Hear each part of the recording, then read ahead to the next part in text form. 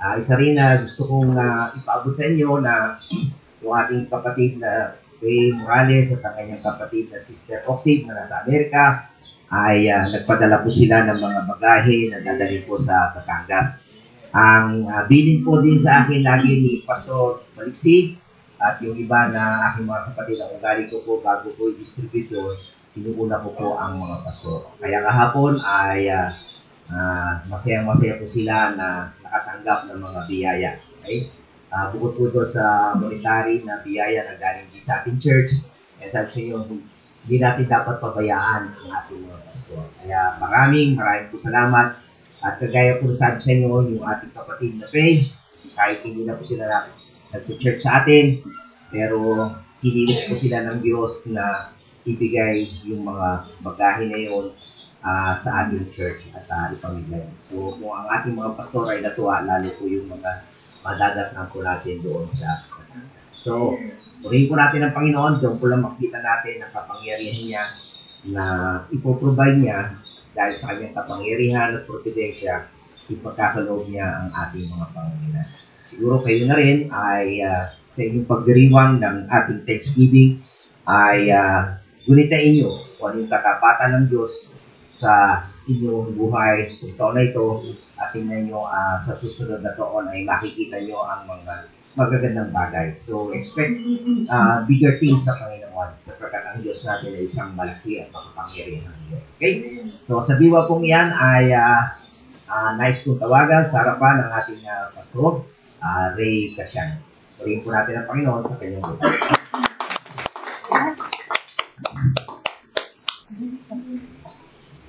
Mike. Thank you, sir. Okay, good morning po ulit. Morning! Nag-grema sa aking isipan yung panahon po ng nung nag-commit ako sa Panginoon, bago nag-commit sa Panginoon at nung tinanggap ko ang mission at tinanong ko yung sarili ko noon, paano ba ako ipapagamit sa Diyos? Since na wala naman akong alam. Pero, gaya po ng aking napag-usapan ni kapatid na Jimwell kagabi, kami po ay nag-sharing kagabi hanggang kami ng 11 o'clock. Alas 11 na kami nakatulog. Dahil siguro nais ng Diyos na i-equip si kapatid na Jimwell pamamagitan ng bahagi ng ating pong mga naranasan.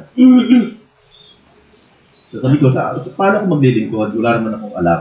Pero katulad po nung sinabi ng Panginoon kay Moises, doon sa Exodus chapter 3, na ano bang meron ka? Yun yung gamitin mo. So sabi ko, sige. Gusto kong ma-involve sa mission at kung anong meron ako, yun ang aking gagamitin. At ang alam ko lang ay magmaneho, ipag-drive. Kaya kami po noon ay nagkaroon ng koneksyon sa mga manggagawa rin ng Panginoon, mga missionaries, silang nauna doon sa tulot. Sila ay pinag-drive ko ng isang taon every Saturday. Kaya nakikita ko ngayon ang sarili ko, kay kapatid na Jimwell, na nagsisimula sa pagmamaneho hanggang sa nauwi, nagising na lamang ako, nagbabahagi na ng salita ng Diyos. And hopefully, at tayo umaasa po na kung totoong tinawag ng Diyos si kapatid na Jimwell, ay mananatili siya hanggang siya ay umalis sa mundo. Okay. So bago tayo tumuloy sa ating pong pag-aaral ngayon, ay samahan niyo muna ako sa mikling panalangin at sabihin natin ang pamumuna ng ating mga dalangin. Just pray muli, dakilang Ama. Una, nagpapasalamat kami sa umaga pong ito na niloob ninyo na kami po ay makitig. At salamat sa pagkakataon na kami ay sama-sama sa dakong sambahan ito upang mapurihan kayo, magatid ng kaluwalhatian sa inyo, Panginoon, kasabay ng aming pagkatuto sa kung ano man ang nais ninyong iparating sa amin sa umaga po ito, pamamagitan pamamagitan po na yung lingkod. Dalangin namin na kami ay magiging submissive at mapanuri sa aming pong mapakinggan at pulutin lamang kung ano ang magiging kapakipakinabang para sa aming buhay spiritual at maging sa layunin ng pagkatawag o pagkapili ninyo sa aming Panginoon.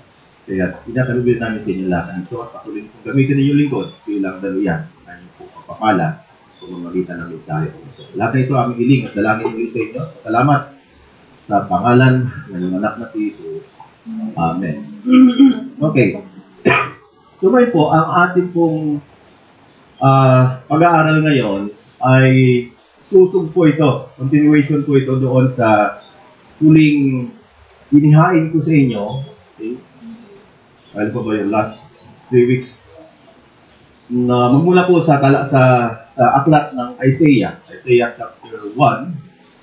Ang ating pong napag-aralan before ay Isaiah chapter 1 hanggang 3. At ngayon po ay magpupukus tayo sa Isaiah chapter 4. Pero ganun pa man, masahin po natin ang from verse 1 up to 4. Sabi ko dito, ang aklat na ito ay tungkol sa ipinahayag ng Diyos kay Isaias na anak ni Amos.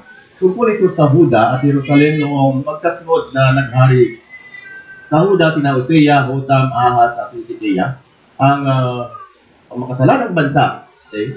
Pakinggan ninyo, langit at lupa, dahil sinabi ng Panginoon, inalagaan ko at pinalaki ang mga Israelita na aking mga anak, pero nag-rebelde sila sa akin. Okay? At verse 3, kahit ang mga bagay kilala, okay, ang kanilang tagapag-alaga at ang mga asno'y alam kung saang sabsaban sila pinapakain ng nagmamayari sa kanila. Pero ang mga mamamayan kong Israelita ay hindi nakakilala sa akin. Verse 4, sila ay bansang makasalanan, mga taong punong-puno ng kasamaan, lahi ng mga gumagawa ng masama at mapaminsala.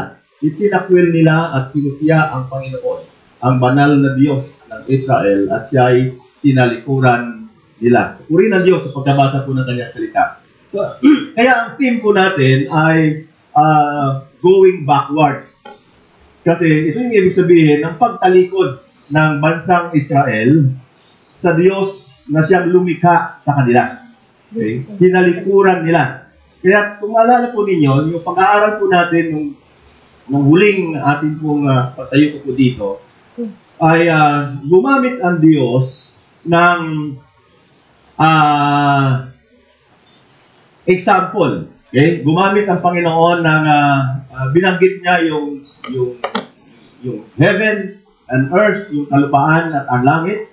At binanggit din niya yung baka at ang asno para ipakita yung pagkadismaya ng Panginoon. At alam natin, di ba, natin sa pag-aaral noon, na ginamit ng Panginoon na witness ang langit at ang lupa dahil sabi ng Panginoon, tingnan ninyo, yung langit, ang lupa, nag-i-exist hanggang ngayon kasi itong dalawang ito ay gumaganap sila doon sa kung ano yung design ng Diyos sa kanila.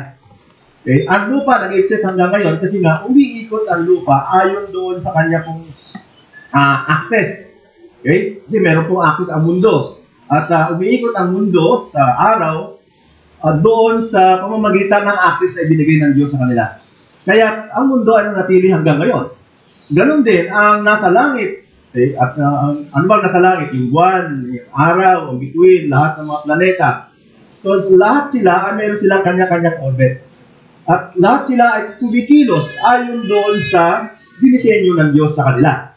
Pero sabi ng Panginoon, ang tao, tingnan ninyo, ginawa ng Diyos ang tao ayon sa Romans 11 verse 36 na para sa Kanya, para sa Panginoon, para magbigay ng luwalhati sa Diyos, para sambahin ang Panginoon, ibigay ang isang araw sa loob ng isang linggo, gawin ang 10 utos ng Panginoon, magdala ng kaluwalhatian sa Diyos, pero hindi ito ginagawa ng tao. Kaya gumamit ang Diyos ng salitang baka at ang asno. At sabi natin ng nakaraan, ang baka at ang asno, ito yung pinakahangal na hayop. Mahirap silang i-manage, mahirap silang ipastol. Pero ang kagandahan sa baka at sa asno, alam nila kung ano ang kanilang kailangan. Anong kailangan ng baka? Pagkain. So, sila ay nakapokus doon sa kanilang kailangan. At yung kailangan nila, inaalam nila kung saan nanggagaling yung kailangan nila. Diba? Alam nung baka na, ay, ito yung amo ko, dito nagmumula. Siya yung nagdadala ng aking kailangan. Kaya, kapag nakita nila, yung kanilang amo, buti bang baka, kilala nila kung sino ang kanilang amo. Okay? Ang asno, alam niya kung saan siya pinapakain. So, ang baka, pag nakita niya yung kanyang amo, tuwan-tuwa siya. Hindi siya sumusunod, hindi siya excited sa ibang tao na hindi naman nagdadala sa kanya ng kanyang kailangan. Excited siya doon sa kanyang amo na siya nagdadala ng kanyang kailangan. So, alam ng baka, ano kailangan niya? Ano kailangan niya? Pagkain. So, kapag nakita niya yung kanyang amo, may dalang pagkain, tumatakbo siya doon sa sabsaban. Alam niya na doon niyan dadalhin. Kaya, doon siya tatakbo. Kaya alam ng mga bakit aso kung saan sila pinapakain. Ang problema ngayon sa atin, ang tao, malala pa sa bakat. Hindi alam ng tao kung ano ang kanilang kailangan. Okay? At dahil hindi alam ng tao ang kanilang kailangan, hindi nila alam kung saan nanggagaling ang kanilang kailangan. Ano ba kailangan ng tao? Sabi natin nakaraan, hindi yung mga material na bagay na ito, katulad ng nabanggit hapon ni Pastor Owe doon sa Mark 26, Matthew 6, kuya, no? So ang mga bagay sa mundo ito, kahit makamtan mo na kayamanan ng buong mundo, ay baliwala ito kung ang kaluluwa mo naman ay mapunta sa impyerno. So ang kailangan natin ay salvation, ang kaligtasan, yung kayamanan sa langit, at hindi yung kayamanan sa mundo kong ito. So ito yung nakakalungkot na maraming tao ngayon hindi alam kung ano talaga ang kanilang kailangan. Na kung alam naman sana nila na ang kailangan nila ay salvation, alamin nila kung saan nagmumula yung salvation. Sino ang nagdadala ng salvation? At alam natin na nagdadala ng salvation ay sino? Si Jesus Christ. John 14:6, ako lang ang daan, ang katotohanan ng buhay. Walang makakaroon sa ama kundi mamamagitan ko. So kung alam natin kung ano kailangan natin, na ito talaga ang salvation kailangan ko, kanino nagagaling? Kay Jesus Christ. At saan dinadala ng Panginoong Hesus ang kanyang salvation? Saan niya pinapadaloy? Sa church. Dito, inilalatag ng Panginoon ang Ebanghelyo na siyang ginagamit ng Diyos na kapangyarihan sa pagliligtas. Okay? Romans 1:16. Sabi ni Pablo, hindi mo itinakahiya ang pangaral sa salita ng Diyos dahil ito kapangyarihan ng Diyos, ikaniligtas ng marami, ginang Diyos ng mga hintil. So, hindi alam. Kung alam natin, galing kay sa Panginoong Jesus nagmumula ang salvation, excited tayo na makita, makaharap si Jesus Christ. Okay? At ang salvation ay nilalatag ng Panginoon saan? Sa church. Katulad ng baka at ng asno, pag nakita nila yung kanilang amo, may dalang pagkain, saan sila tumatakbo doon mismo? Sa sabsaban. Tayo, wala tayong interes sa pananabahan. Kaya nga sabi ko, ang hirap ngayon ilatag ang Ebanghelyo sa mga hindi mananampalataya kasi hindi nila alam na ang kanilang kailangan ay dito nagmumula. Ano? Kaya ito nga po ngayon, okay? Kaya ito yung dahilan ng lahat ng ugat ng ating mga problema ngayon. Ano yun? Yung pagiging hangal ng tao. Okay? So,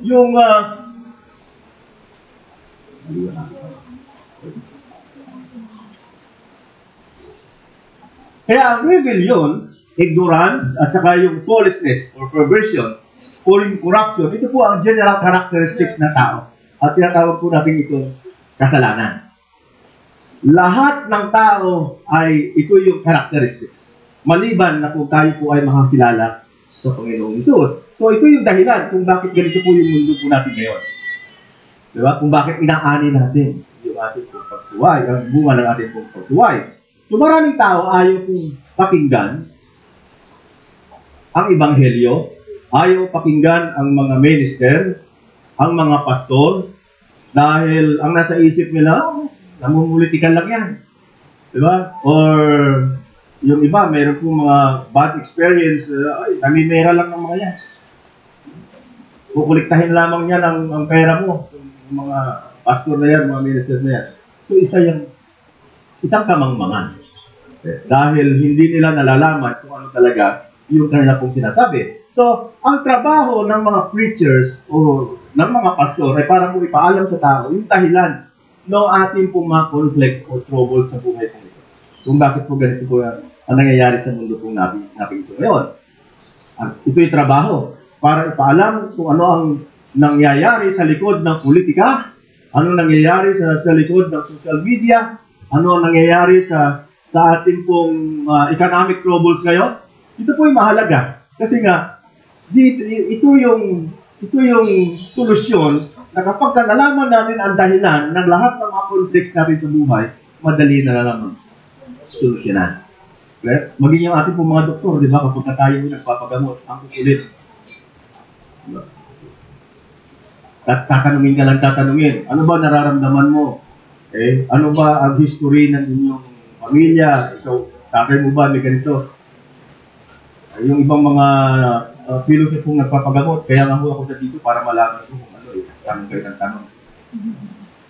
Pero, ito po yung katotohanan na kailangan malaman natin kung ano yung ugat ng ating pong complex yung trouble po natin ngayon. Okay? So, lahat ng mga organisasyon at mga agencies ay nananatiling bigo dahil, alam natin, ito ay pinangungunahan ng mga men and women who are sinners. Maging sa atin pong pamunuan ng gobyerno, hindi tayo makausad-usad kasi nga ang namumuno sa atin ay ang mga makasalanan. Malayo, halos wala silang relasyon sa Panginoon. So, ibig sabihin, hindi mo natin may tatama ang mundo sa pamamagitan po ng politika o anumang mga arrangement na naiisip po yung alam natin. Magagawa lamang natin magkaroon ng kaayusan ng mundo o babalikan natin ang disenyo ng Diyos sa atin. So, basic lang. Ang dahilan ay kasalanan. Okay? So, ito yung dahilan kung bakit po divided ang mga mundo natin, ang mga bansa ngayon. Kung bakit ang mga bansa ay patuloy na nag-iimbak ng mga armas. Ang dahilan, dahil sa kasalanan. Ang gusto lagi umusan ng kapwa. Okay? So, ito yung dahilan ng mga problema. At makukuha lamang natin yung tamang diagnosis sa mga troubles o conflict natin ngayon kung babalikan natin ang Biblia. Ano sabi doon sa 2 Timothy? Chapter 3, verse 16. Sabi niya, lahat ng kasulatan ay isinulat pamamagitan ng kapangyarihan ng Diyos at mapapakinabangan sa pagtuturo ng katotohanan, pagsasaway, pagtutuwid, at sa pagsasanay sa matuwid na pamumuhay. Okay? So, hindi natin maaayos yung conflicts o yung troubles natin ngayon na dinaranas ng mundo po ngayon unless na bumalik tayo sa manual na binigay ng Diyos sa atin. Okay? So, tingnan po natin yung, kung titignan natin yung analysis o yung anatomy ng kasalanan, isa itong uri ng sistema or a kind of body. At dahil dyan, kung napapansin po ninyo, sa verse 4, okay, ng Isaiah, ay nagsimula si Isaiah sa salitang bansa. Diba? Sabi sa verse 4, sila ay bansang makasalanan. So, nagsimula si Isaiah sa salitang bansa. Alam po naman natin, na ang bansang Israel, ito yung bansang pinili ng Diyos. At hindi lang basta pinili, kundi pinili ng Diyos upang maging Kanya. Diba? Doon sa Romans 11:36, lahat ng bagay ay ginawa ng Diyos para sa Kanya. So, lalo na tayo, ginawa tayo ng Diyos ayon sa Kanyang wangis para sa Kanya. Ano ibig sabihin ng para sa Kanya? Para ang tao ay mag-submit sa Panginoon. Lahat ng magiging action ng tao, dapat ito ay para sa kanluwalhati ng Diyos. Yun yung design ng Diyos sa tao. Nilikha ng Diyos o pinili ng Diyos ang bansang Israel upang maging Kanya. Subalit nung inagmasdan ni Isaias ang Israel, ang Juda, nung panahon pong ito, siguro, na-imagine ko, mas kulang na pahiling siguro sa Isaiah. Na nung makita ni Isaiah yung pamumuhay ng Israel, maaaring nakailing. At ang nakita niya, napakalaking trahedya, puro korupsyon, napaka-immoral.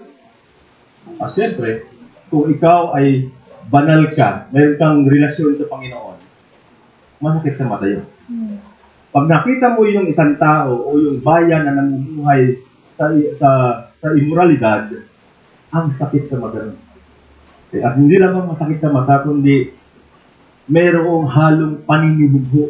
Diba? Tayo po ng mga tunay na anak ng Diyos, kapag nakikita natin na ang ating kapwa ay nababastos ang Panginoon sa uri ng kanilang pamumuhay, nasasaktan tayo. Di ba? So, si Isaiah, maaaring ganito po ang kanya pong nararamdaman. Okay? Ang laking trahedya, kanya pong nakita. So, sa unang pag-aaral po natin, nakita natin na gumamit ang Diyos ng witness ng heaven and earth at gumamit din siya ng baka at asno para po i-express yung pagkamangha at pagkadismaya, okay, ng Panginoon sa pamamagitan ni Isaiah. So, in effect, para pag sinasabi ng Panginoon na uni Isaiah na ang bansang Israel, pinili ng Diyos para maging kanya. Pero bakit ganito pamumuhay? Posible pala na magkaganito ang isang bayan na Diyos. Kung sa panahon po natin ngayon, sa panahon natin ngayon, dahil sa ating pag-aaral ng Biblia, nakita natin na ang tunay na layunin ng Diyos sa pagkalikha niya sa tao ay para maging kanya, sundin ang Panginoon, ganapin ng tao sa puso, gawin ng tao kung ano ang kalooban ng Panginoon. Tapos ganito po nakikita natin sa mundo po ngayon. Ano sa tingin ninyo ang magiging damdamin? Ano ang magiging tawag dito? Reaksyon natin kung tingin niyo na sa labas ng church na ito na nakikita natin yung uri na pamumuhay ng tao. Walang pakialam doon sa purpose ng Diyos sa kanilang buhay. Okay? So, sa tingin ni Isaiah, ang bansa pong Israel ay nagkasala sa Panginoon dahil tinalikuran nila ang Diyos. Nagkasala sila nung ipagpalit nila ang banal ng Israel, ang Diyos na makapangyarihan sa lahat, yung everlasting God. Ipinagpalit nila kung ano ang meron ng Diyos, na inilaan ng Diyos para sa kanila sa mga bagay sa mundo pong ito. Okay? Kaya, sabi ko nga, sa akin pong pagninilay, sabi ko, ang mundo ay parang katulad ng prodigal son. Doon sa Luke 15 verse 11, okay, sinubo sa inyo na nakakaalam patungkol doon sa kwento ng parable ng Panginoong Hesus doon sa prodigal son. Okay, na ang mundo ay ayon sa kalinghagan ng Panginoon, mayroong isang nakababata sa dalawang magkakapatid at inalagaan at pinalaki sila ng kanilang pong ama. At yung amang yun ay mapagkalinga, maunawain, at nakatira sila sa isang ideal na tahanan. Kung sinabi natin yung ideal, ano yan? Diba? Kumpleto. Wala ka nang hahanapin. Lahat na kailangan ninyo, kumakain sila ng almusal, tanghalian, hapunan, mayroong mga bayarin, nababayaran, ideal na tahanan. Pero sa kabila ng lahat, ay naisip po ng bunsong anak, ayon doon sa parable. Sabi niya, ayaw ko na ng ganitong buhay. Okay? Maging sa aking ama. Ayaw ko na. Okay? Nakakapagod. Alis na ako dito. At inisip niya na mayroon pong mas magandang buhay sa labas o sa ibang bansa. Dahil siguro, marami siyang mga naririnig sa kanya pong mga kaibigan patungkol dito. Kung kaya sinabi niya sa kanyang sarili, sabi niya, gusto kong makarating sa lugar na yun. At ayaw ko na dito sa aking ama. Ayaw kong manatiling sanggol, diba, sa aking ama. At napagdesisyonan niya na siya po ay umalis. Iniwan niya kanya pong ama at tumungo doon sa malayong lugar. At doon, nilusday niya kung anong meron siya. Sa akala niya, mag-i-enjoy siya doon sa lugar na pinuntahan niya. Malayo sa kanya po ano. Ito po mismo ang tinutukoy ni Isaiah na ginawa ng Israel. At ganito rin, ang ginagawa ng humanity ang gusto pa naman ginagawa. Ayaw ng tao sa pamamahala ng Diyos. Alam natin na ginawa ng Diyos ang tao ayon po sa kanyang imahe, ayon sa kanyang wahe. Pagkatapos, diba? Pagkatapos na likhain ng tao, si Eva at si Adan, nilagay niya sa hardin ng Eden o sa paraiso. At doon, diba, alam natin na ayon doon sa Genesis ay madalas bumababa ang Diyos at para kausapin sila. At doon sa hardin ng Eden ay naroon na lahat ng bagay, lahat ng kailangan nila. Okay? Kung ano ang gusto nilang kainin ay naroon, ang kailangan lamang nila ay pitasin ang bunga ng prutas sa hardin ng Eden. Subalit, anong ginawa nung unang men and women ni Eva at si Adan? According sa Bible, ay nagpilit silang lumabas sa soberenya ng Panginoon. Okay? Iniwan nila ang Ama at pinagpalit nila ang lahat ng naroon sa piling ng Diyos. Okay? At binaliwala nila yung tagubilin na ito po ay ito yung mga bagay na hindi na-realize ng tao. Na kung tutusin, kung natuto lamang tayo manatili doon sa pagsa-design ng Diyos sa atin, ay, wala tayong problema. Ito yung nais siguro ng Panginoon na makita natin sa umaga po. Na since na tayo ay mga pinili ng Diyos, tayo ay sa ating conclusion, mga tunay na mga anak ng Diyos na ngayon. Ito yung papel natin. Tayo na mga tumanggap ng habag ng Diyos. Ito yung papel natin para ipamulat sa tao yung kanilang ignorance. Paano natin gagawin? Pamamagitan ng pagbabahagi sa kanila ng Ebanghelyo. Dahil sa gaya ko na nabanggit ko kanina, marami pong individual na ayaw nila sa Ebanghelyo kasi hindi nila nakikita na ang kanilang kailangan ay nabibigay.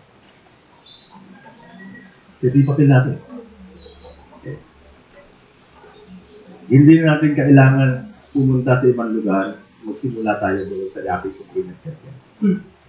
At kagabi, namin niya kong pag-uusap sa yung kapatid na Jemuel na i-share ko sa kanya yung plano ko sa Miraculous na ang balak ko po ay umikot dito sa buong pamilya sa layunin na magbahagi ng salita. Paano gagawin? Sabi ko, ikot pa tayo. Siya naman, sabi niya, ako nasama ako. Nasama kita. Very good. So, paano natin gagawin? Ikot lang tayo. May makausap tayo. Offer natin. Pwede ko ba kayo makausap? Babahagi lang ng salita ng Diyos. Pag may tumanggap, go. Pag kinanggihan tayo, may napipilit. Diba? Kasi ito yung madalas na sinasabi ko pa sa Owen na kung kambing yan, huwag ka na magsayang ng oras. John 10:27-31 ay nagde-declare na nakikilala ko ang aking mga tupa. Nakikinig sila sa akin at sumusunod sila sa akin. Kailanman ay hindi sila maagaw sa aking mga kamay. So kung yun ay tupa ng Diyos at inoferan mo na salita ng Diyos, ang sabi ng Panginoong Isus sa John 10:27, makikinig sila sa akin. Pakikinggan nila. So doon tayo magpupokus sa makikinig lang. E paano kung umikot tayo nang wala namang nakinig? Hindi uwi tayo. At least, nagawa ho natin ang ating po bahagi. Okay. Kasi, ang Panginoon po ay, gaya po ng binabanggit ni John MacArthur, God works through me. Nagtatrabaho ang Diyos, nagliligtas ang Diyos pamamagitan ng means. Saan tayo nagsisimula? Ano yung means sa ating po panalangin? Okay. After natin panalangin, gagawa tayo ng plano. Okay. Sa ating plano, hahakbang tayo at ang hakbang natin ang Diyos ang siya magdidetermine ng ating hakbang para magawa ang ating plano. So tayo na nagpaplano, pero ang Diyos ang siyang nagpapatupad. Okay? Kaya ang gagawin lamang natin ay hanapin natin kung sino yung mga tupa ng Panginoon. At hindi natin alam yun. Hindi natin kilala kung sino sila. Malalaman lamang natin kung itong mga taong ito ay handang makinig doon sa ino-offer natin na ebanghelyo. Okay. So, yun yung trabaho natin ng mga anak ng Diyos. Sabi ko, kasi nga, bakit natin gagawin? Naalala ko po, sorry po, video nag-extend yung atin. Naalala ko yung pagkawala ng anak ko. Na, nagkaroon ako ng covenant sa Panginoon. Sabi ko, balik nyo lang sa akin yung anak ko, babalik ako sa mission, at maghahanap din ako ng anak ko yung nawawala. Okay. So ito yung bahagi ng aking pong pagtupad sa aking pong pakikipagkasundo ko sa Panginoon. Binalik niya yung anak ko, gagawa rin ako ng initiative para ibalik yung mga anak niya nawawala din. Okay, so ito yung trabaho natin para ipamulat sa kanila yung kanila pong ignorance na makita nila na dito sa Ebanghelyo, dito nagmumula ang kanilang kailangan. At ang naghahatid niya sa atin ay ang ating pong Panginoong Hesus. Okay? Kaya sabi dito sa Romans 8 verse 7, sabi niya, kalaban ng Diyos ang sinumang sumusunod sa nais ng kasalanan niyang pagkatao. Dahil ayaw niyang sumunod sa kautusan ng Diyos at talagang hindi niya magagawang sumunod. Okay? So may mga, ito yung sinasabi natin kanina na may mga tao talaga na kahit subuan mo ng Ebanghelyo ay ayaw ka rin. Kasi nagubo na sila sa pagkalikod sa Panginoon. So ang tawag daw po dyan ay carnal mind or self-will. At alam natin yung carnal mind o yung self-will, ito po ay laging sa papalayo sa Diyos. Okay. Yung taglay nating natural na pagkatao, ang laging pinipili niya na ipapalayo sa Diyos. Okay. Taglay po natin yung carnal mind. So, mahalagang ma-realize po natin na higit sa kasalanan na tinatawag, ano ba ang nasa isip po natin pag sinabi natin kasalanan? Ang madalas na naiisip po natin na kasalanan ay yung nakapaloob sa 10 utos. So, pag sinuway mo yon, yun yung kasalanan. Diba? Pero higit doon, sa pagsuway natin sa 10 utos, ay meron pong ultimate sin. Mayroong higit pa doon na kasalanan na nagagawa ng isang tao. Diba? Higit sa pagnanakaw, sa pagpatay, sa pangangalonya, sa pagsaksi sa walang katotohanan, diba? Sa pag-iimbot sa hindi sa iyo, ay meron pang higit na kasalanan doon. Ano yun? Ito yung wrong attitude towards God. Ano yung wrong attitude? Yung maling pakikitungo sa Diyos.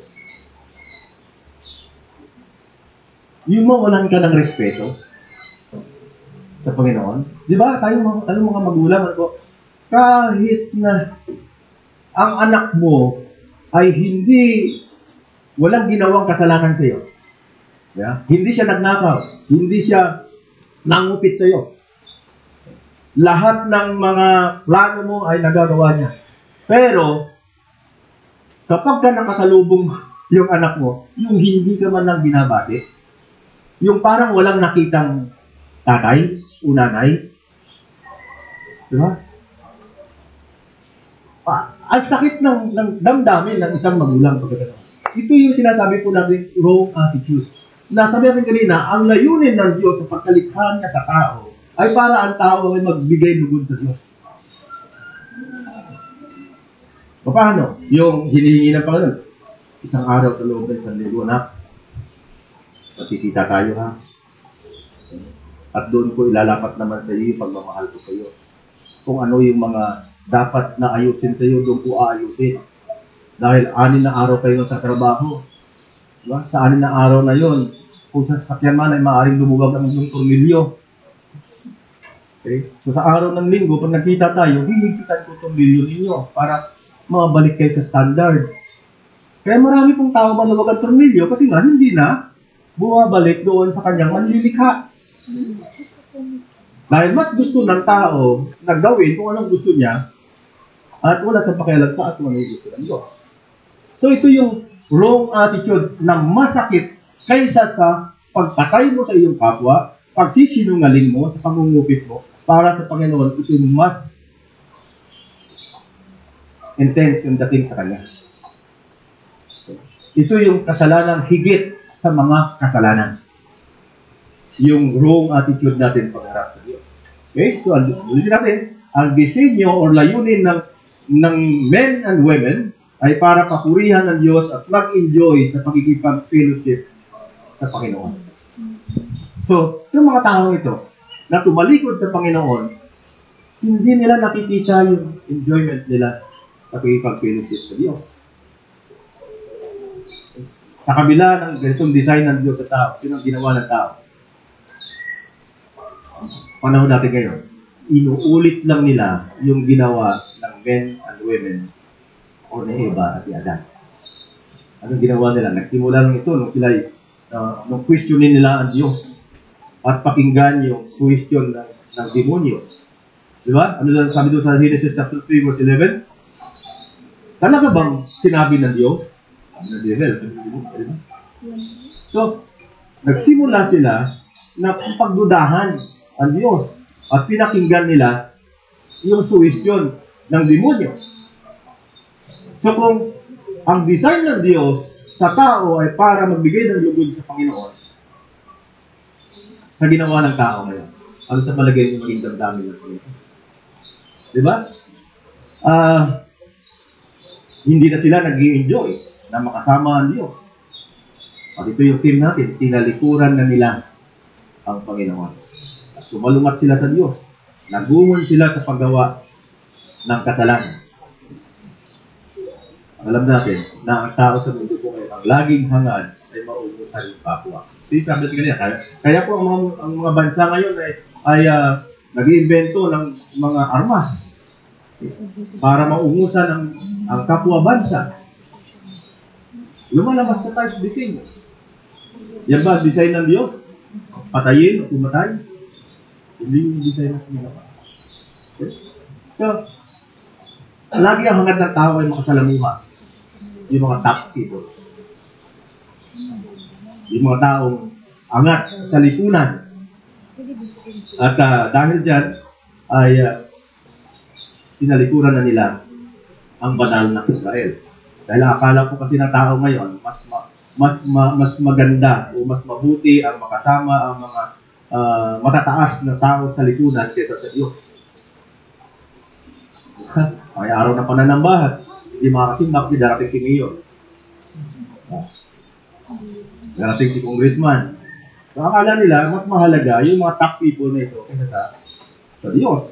Okay? So, ano pa? Tinanggihan nila ang batas ng Diyos at mga paraan ng Diyos para sa buhay na ito. Hindi na nila iniintindi yung ipinagbabawal ng Panginoon. Okay? Yung 10 utos.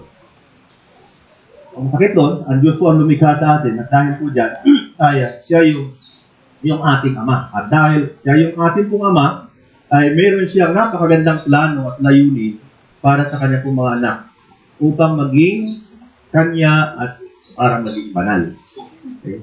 So, ang layunin ng Diyos sa kanya pong mga anak upang maging banal. Kasi bakit po? Hindi natin makakasama ang Diyos kung hindi tayo nagiging banal sa kanyang paningin.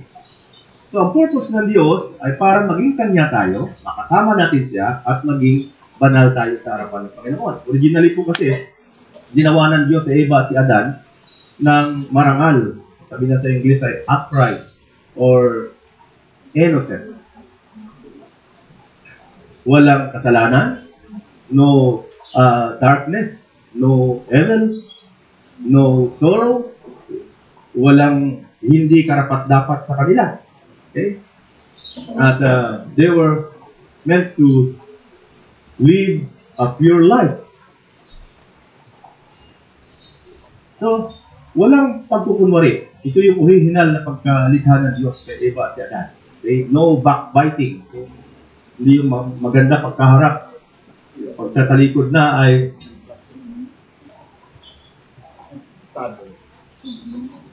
masakit sa pakinggan. Diba? Walang no jealousy, no envy. Wala kong nililihim sa isa't isa. Sabi nga, the Bible, everything pure, everything true, everything noble. Ito yung design ng Diyos. Sa ganitong buhay sila itinalaga ng Diyos. Ang tao, ang men and women. At hindi lang yan, inilagay pa sila ng Diyos doon sa posisyon, ideal na posisyon para doon sila mamuhay. So sa ganito pong paraan pinanganak ang mga men and women.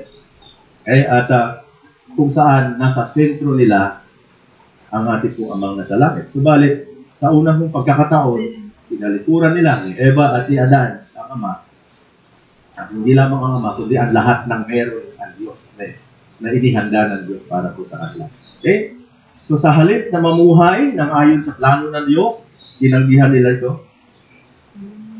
At hanggang ngayon, ito pa rin po ang ginagawa ng tao. Kasi kanina, inuulit lang ng tao ang ginawa ng unang men and women. Sa panahon po natin ngayon, maliban sa loob ng church na ito, sa labas ng church, walang halaga sa kanila ang pananambahan. Paglabas mo yan, nakikita mo ang mga tao sisimitan sa labas ng kalsada. Wala nilang pakialam sa pananambahan. Ang mundo ay tumatanggi sa Kristyanismo. At marami ngayon, pinagtatawanan lamang po nila ang Kristyanismo.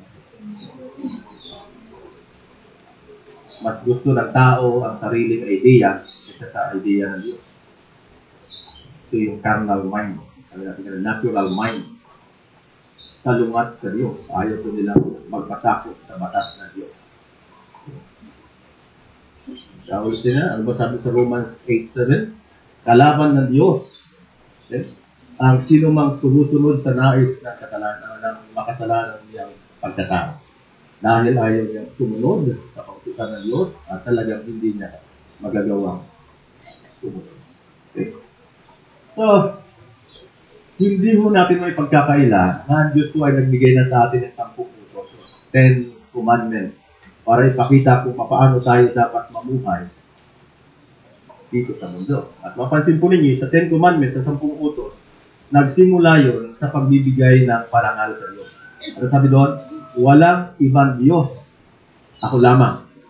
Huwag ninyong babanggitin ang aking pangalan sa walang kabuluhan. Okay? So, in effect, para sinasabi ko na sa ganitong bagay, sa ganitong buhay ko kayo nais na makita ng bumuhay. Subalit, ang sagot po ng mga men and women, ano bang pleasure ang makukuha namin sa ganung pamumuhay? Okay? Sa pagsunod sa 10 utos, wala. Diba? Kasi nga, ang pleasure na nakikita nila ay yung buhay na kasama ang mundo. Okay? So, harap-harapan na po ang pagtanggi ng tao sa Diyos. At kung kaya pinahintulot na po ng Diyos na anihin ng tao ang bunga ng kanya pong pagtanggi sa kanya pong disenyo. Okay? So, yan po yung essence ng mga conflict o troubles ng mundo po natin ngayon. Kung kaya po ganito po ang mundo po natin ngayon ay dahil ang tao ay patuloy na tumatanggi sa Diyos. Kung nalalaman lamang sana ng tao kung ano po ang ginagawa nila, na ginagawa ng tao ngayon ay Sabi nga, they are living within the consequences. Ang nangyayari sa mundo po natin ngayon, ito ay consequence ng pagtanggi ng tao sa kalooban ng Panginoon. Kung alam lamang sana ng tao kung saan sila nanguhumaling at kung ano yung mahalaga para sa kanila, at kung ano yung tinalikuran nila, ay alam natin kaagad-agad na sila po ay magsisisi. Dahil gaya po ng prodigal son, matapos niyang mapagtanto yung kanya pong ginawa, pagtalikod sa ama, at kung ano yung kanyang iniwan, napagtanto niya, bakit ganitong buhay ko ngayon? Ang kinakain ko ay pagkain ng baboy, samantalang nung nasa bahay ako ng aking ama, ang pagkain namin ay pagkain ng mga royal blood. Mayroon pa kaming katulong. Kaya sabi niya, babalik ako sa aking ama. Ito po ganito mismo ang nangyayari sa mga taong napuntik. Ibig sabihin, nalaman nila kung sila ay nagkasala sa Diyos. Ang nangyayari, sila po ay nagsisisi at nagbabalik loob sa Diyos kung kaya sila ay naturingan ng mga tunay na mga Kristiyano kasi nakita nila kung ano ang kanilang tinalikuran at nagawa nilang magbalik loob sa Panginoon. So ngayon, ang tanong, tama ba na maniwala na hindi maniwala sa Diyos? Tama ba na suwayin ang 10 utos? Tama ba na gawin mo lang kung ano yung gusto mo o nakakasaya sa iyo? Di ba? Nanonood tayo po ng noon time kay Vice Ganda, madalas binabanggit niya. Gawin mo kung ano ang nakakasaya sa iyo. Kung ano ang gusto mo. It is maling-mali. Na dapat gawin natin kung ano yung gusto ng Diyos. Kasi marami tayong gusto na hindi gusto ng Diyos. So kapag ginawa natin kung anong gusto mo, napapalayo tayo sa Panginoon. So sana ho ay buksan ng Panginoon ng ating po isip bago pa maging huli ang lahat. So naway tulungan tayo ng Holy Spirit na makita po natin kung ano tayo, kung sino tayo, anong pinapahalagahan po natin. At last principle sa verse 4 po, this is na ang kasalanan ay nagdudulot sa tao ng ignorance at sa pagbabaliwala sa consequence. Sabi nga ng mga theologian, marami sa atin, ang pinapahalagahan natin, pinag-aaralan natin yung desisyon. Okay? Paano tayo gumawa ng desisyon? Pero, ang dapat pala natin pag-aralan yung consequence. Na bago tayo gumawa ng desisyon, pag-aralan natin ano ba ang maging consequence dito sa gagawin kong ito. Marami pong tao na nagdidesisyon na hindi pinag-aralan ng consequence. Kaya ito po ang buhay natin ngayon, ito ay consequence sa mga desisyon natin ng mga nakaraang araw. So mahalaga na alamin natin ano ba ang magiging consequence sa ating mga nagiging desisyon. Okay? So huwag tayong maniwala doon sa mga taong nagsasabing, ang Diyos naman ay pag-ibig yan. Ang Diyos naman ay mapagpatawad. Hindi ako naniniwala sa galit ng Diyos. Kaya sila po ay nananatili na sa labas ng soberanya ng Panginoon, na kalooban ng Diyos, kasi nga iniisip nila, papatawarin naman ako ng Diyos. Naiintindihan naman ako ng Diyos. Dahil ang Diyos ay pag-ibig. Totoo po na ang Diyos ay pag-ibig. At ang sino man tao nakakaunawa, nakakaintindi na ang Diyos ay pag-ibig, ang taong yon ay nagbabalik loob sa Diyos, nagbabago ang kanyang buhay. Kasi sabi doon sa Romans chapter 2 verse 4 to 5, okay, Romans, kung tigba, isa pa. 2, 4 to 5. Wala ba?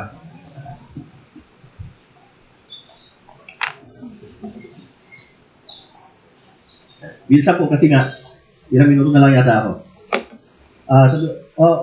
Hinahamak mo ang Diyos sapagkat siya ay napakabuti. Okay? At mapagpigil at mapagpaumanhin. Hindi mo alam na binibigyan kanya ng pagkakataong magsisi at magbagong buhay, kaya napakabuti niya sa iyo. Ngunit dahil sa katigasan ng iyong ulo at di pagsisisi, ipinabibigat mo ang parusang ipapataw sa iyo sa paghahayag ng puot ng Diyos sa araw ng kanyang paghatol. Okay? So, ang Diyos po ay hindi Diyos kung hindi niya parurusahan ang mga makasalanan. Dahil sabi mo sa 1 John 1 verse 5, ang Diyos ay ilaw at walang anumang kadiliman na nasa Kanya. So kung patuloy po tayo mamumuhay sa kadiliman, wala hong harmony na mangyayari sa pagitan mo at ng Diyos. So ginawa niya ang men and women for Himself, para po sa Kanyang sarili, and they are meant to enjoy God. To enjoy Him. So pero, ang baliktaran po ang nangyayari at ganito ang Diyos dito. Sabi dito sa Luke chapter 17, 26 to 29, andiyan ba? Luke 17, 26 to 29. Kung ano ang ginagawa ng mga tao noong panahon ni Noe, ay ganoon din ang ginagawa ng mga tao sa araw ng pagbabalik ko na anak ng tao. 27, sa panahon nga ni Noe ay wala silang inatupag kundi ang magsaya. Nagkakainan sila, nagiinuman at nag-aasawa hanggang sa araw na pumasok si Noe sa barko at dumating ang baha at nalunod silang lahat. Okay? So, dito po, makita po natin na maging sa panahon ni Noe, hanggang sa panahon po natin ngayon, halos ganun din po ang nangyayari. Ano ba yung typical na araw ni Noe sa panahon po natin ngayon? Yung sinasabi po ng verse 27. Okay? Na ang mga tao ay nahuhumaling sa mga bagay sa mundo po ito. So ito rin ang ginagawa ng mga men and women. Maging sa hanggang sa dumating sa pagbabalik po ng Panginoong Isus. So parang si Lot, di ba, doon sa Genesis chapter 13, nung sinabi ni Moises, ni Abraham kay Lot, sabi niya, nagsisikip na ang aking mga hayop. Maghiwalay muna tayo, tumingin ka ng lugar mo kung saan mo gusto at yung titira akin. Sabi ni Lot, akin Diyos, Kanaan, yung city. At iniwan niya si Abraham sa tuktok ng bundok. Okay? So, ito yung sinasabi na pinahalagahan ng tao yung pleasure. Kasi ang nakita ni Lot doon sa Kanaan ay nandoon po yung pleasure. So hindi tayo nalalayo sa panahon ni Lot at ni Noe.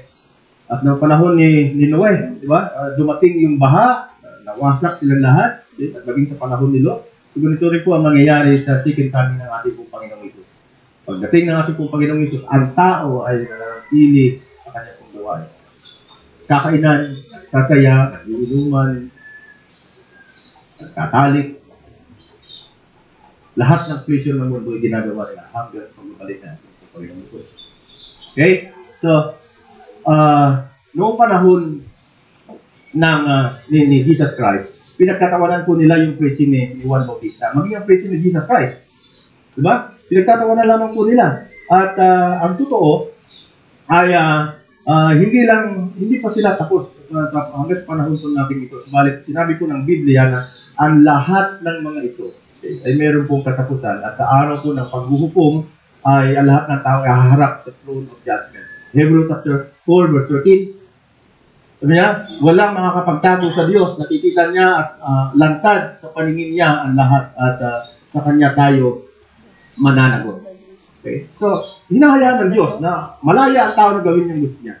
Pero, dapat iniisip ng tao na lahat ng ating kong ginagawa ay meron po katapusan. Aanihin ng tao kung ano ang bunga ng kanyang kong ginawa. Okay? Galatia 6 verse 7 to 8, sabi niya, huwag ninyong linlangin ang inyong sarili. Ang Diyos ay hindi madadayan naman kung ano ang itinanim ng tao, yun din ang kanyang kong aanihin. Verse 8, kung ang minanasa ng laman ang sinusunod ng isang tao, kamatayan ang aanihin niya. Pero kung ang banal na espiritu ang sinusunod ng isang tao, matatanggap niya mula sa espiritu ang buhay na walang hanggan. So, ang keyword doon ay aanihin. Reap. Ibig sabihin, reap means righteous judgment ng Diyos. Okay? Aanihin ng tao. Yan ang anin nun ay tatanggap ang tao ng hatol ng Diyos, yung makatwiran na hatol ng Diyos. At lahat ng hatol ng Diyos, ang hatol ng Diyos ay sa kasalanan ay eternal punishment. At ang bahagi sa hatol na yan ay ipinapalasap na ho ng Diyos sa panahon po natin ngayon, habang nandito pa tayo sa mundo. Okay. Kaya ito yung nangyayari sa atin ngayon. Dahil sa ating pong pagtalikod sa Panginoon, ang bahagi ng hatol ng Diyos, ng parusan ng Diyos, ay ipinalalasap na ng Panginoon. Sa ating pong conclusion, ano ang nais sabihin sa atin ng Diyos ngayon? Kung nagpapatuloy tayo sa ganun pong uri ng buhay, gaya na nabanggit natin kanina doon sa Isaiah chapter 1 verse 4, na hindi natin ginaganap ang ating tungkulin ayon sa disenyo ng Diyos.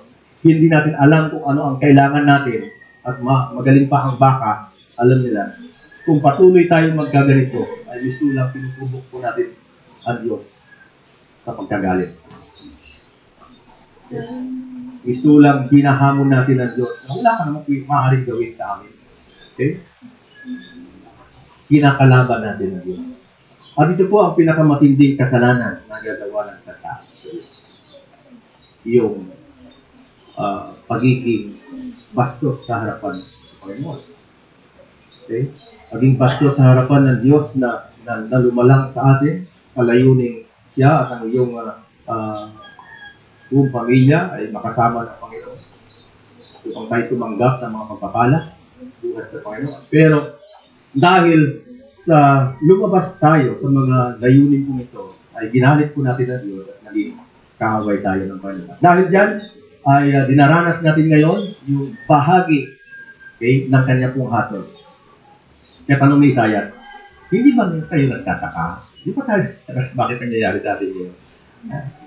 Sabi-kabila na po yung banta ng gera, sabi-kabila na yung krimen, yung panlalamang, yung mga fake news, yung scam. Lahat tayo apektado. Hindi tayo nagtataka. At ano ba ang napapala ng tao sa kanyang buhay? Ano at saan tayo sila dadalhin ng ganito sa uri ng pamumuhay? So sa kabila ng lahat ng ito, ang Diyos po ay napakabuti pa rin. Ay nakakamangha pa rin. Sa kabila ng mga ginawa ng mga anak ni Juda, ay nangusap pa rin ang Diyos sa kanila kung mamagitan ni Isaias. Bakit niya ito ginawa? Dahil nais pa rin ng Diyos na ang tao po ay makalaya kagapos ng kasalanan. At ganoon din tayo sa panahon po natin ngayon. Ito yung purpose ng Panginoon. Ito yung mensahe ng Diyos sa ating po ngayon. Na dapat ma-recognize natin kung ano yung ating ginagawa. At kapag nakita natin na mali ang ating ginagawa, nagkakaroon tayo ng pagkakaroon ng magsisi, balik loob sa Diyos, at pwede tayo lumukod sa kanyang harapan at tingin natin sa kanya, Lord, maaari ko ba akong mapatawad? Matatanggap mo pa ba ako? Dahil ang Panginoon po, sabi ko ng iba, ang Diyos ay pag-ibig. Galit ang Diyos sa kasalanan, pero hindi galit ang Diyos sa kasalanan. Mali po yun. Dahil sino ba ang itatapon sa impyerno? Ang kasalanan ba o yung makasalanan? Ang itatapon sa impyerno ay yung makasalanan. Kaya mali po sabihin natin na mahal ng Diyos ang makasalanan. Ang mahal ng Diyos ay yung makasalanan na nakita niya ang kanyang kasalanan, nagsisi siya, nagbalik loob siya sa Diyos, yun yung minamahal ng Diyos. Pero yung taong makasalanan, hindi siya mahal ng Diyos. Diba? Awit 7:11, galit ang Diyos sa makasalanan. Kaya, ang mahal ng Diyos ay yung tao, nakita niya ang kanyang sarili, nakita niya kung ano ang kanyang pinapahalagahan, nataliwas pala doon sa nais ng Diyos. Nakita niya kung ano ang kanyang kinalikuran, ano ang kanyang tinanggihan sa piling ng Panginoon. At ngayon ay nagbabalik loob siya sa Panginoon. Ito yung minamahal ng Diyos. Sila yung mahal ng Diyos. Kapag kaya ang tao nagbabalik loob sa Panginoon at sinatanong yung Panginoon, Lord, matatanggap mo ba ako? Sure. Tiyak na sasabihin ng Panginoon, yes. Iniibig kita. Minamahal kita. Sa kabila ng pagtalikod mo sa akin, sa kabila ng pagtanggi mo sa akin, bilang Ama, sa kabila ng pag-iwan mo sa aking tahanan, mahal kita. Actually, binigay ko nga sa iyo na kaysa isang anak. At alam natin na lahat ng tao nagbalik loob sa Panginoon.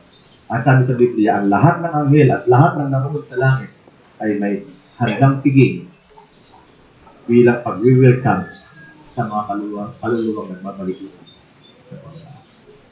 Then, ano po ang naisiwanan ng Diyos sa atin? Meron tayong mga tunay na anak ng Diyos ngayon. Meron tayong obligasyon. Bilang pinili ng Diyos, hindi tayo pinili ng Diyos para wala lang. Ano sabi sa John 15:16? Hindi kayo pumili sa akin. Ako ang pumili at umirang sa inyo. Ano yung purpose? Upang kayo humayo at mamunga. At hindi lamang basta makita niyong bunga, ay sinisikap kong manatili ang bunga. At kasunod nun, yung promise, yung pangako. Sa gayon, ano man hingin ninyo sa Ama, sa aking pangalan, ay pagkakaloob. Okay. So, hindi tayo pinili ng Diyos para maging dekorasyon sa church o sa body of Christ, kundi lahat ng parts ng body of Christ ay mayroon pong function at dapat active ang bawat part ng katawan ni Kristo. At ito yung nais ng gusto nila mga na maging active tayo. Okay? Pahalagahan natin ang evangelism, pagbabahagi ng salita ng Diyos, dahil pagharap natin sa Panginoon, isa yan sa ikatanong sa atin ng Panginoon. Ano yung nagawa? Na-fulfill mo ba yung purpose ng pagkatawag at pagkalinang sa iyo? Dahil kung hindi, baka maaga tayo umalis sa mundo. Okay? So, I hope na yung mensahe ng Panginoon ay na-absorb natin. At hindi lamang sana ito manatili o sa ating pong kaisipan, kundi lalabas ito sa ating pong action. Dahil ito yung nais na Diyos. So, kaya sabi ko nga, sa pag-aaral ng Biblia, naroon po yung aming pong pattern ng OICA, observation. Nabasa mo ang text. Ang unang gagawin mo, observe, interpret, correlation, okay? At application. So, mahalaga yung application. Dahil yung observation, correlation, interpretation, without application equals abortion. So, lahat ng inyong narinig ngayon, okay? Kung wala kayong balak na ito isagawa paglabas ng church, bukas, abort na lang. Nasayang lamang yung panahon ng inyong pastor sa pag-aaral, okay? Ang kapangyarihan ng Holy Spirit, okay? Na para ilatag ang mga katotohanan ito kung wala naman tayong interest na i-apply ito sa ating buhay habang narito pa tayo sa mundo. Muli, sinasabi ko ng Romans, ginawa tayo ng Diyos para sa Kanya, para magatid ang kaluwalhatian.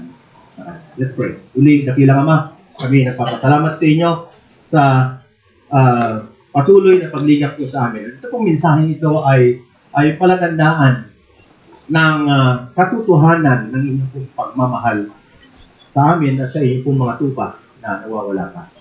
Panginoon, amin pong nire-recognize ang aming pagkukulang sa iyo. Kaya dalangin namin na patawarin niyo po kami sa mga pagkukulang ito at bigyan niyo kami ng sapat na lakas, ng lino, ng tapang, ng boldness para gawin ang mga bagay na ito. Dahil alam namin, bilang isang ama na nawawala ng anak, masakit sa kanya po kalooban na ang anak ay hindi niya makakasama sa panahon na kanya po pagbabalik dito sa mundo. Kaya salamat po at kami ay naging bahagi ng inyong pagliligtas. Alam namin na kaya ninyong iligtas ang lahat ng inyong mga hinirang kahit na wala kami. Subalit, binigyan niyo kami ng pagkakataon na naging bahagi sa pagliligtas na ito. Kaya dalangin namin na itong oportunidad na ito na binigay niyo sa amin ay amin pong masamantala habang kami na sa mundo ito upang sila ng pagharap namin sa inyo, mayroong kaming daladalang regalo sa inyo. Yung mga kaluluwang naabot ninyo sa pamamagitan namin. Lahat ito, aming hiling at dalangin sa inyo. Salamat sa ngalan ng anak na si Jesus. Amen. So next, na susunod po natin mag-aaral ay yung verse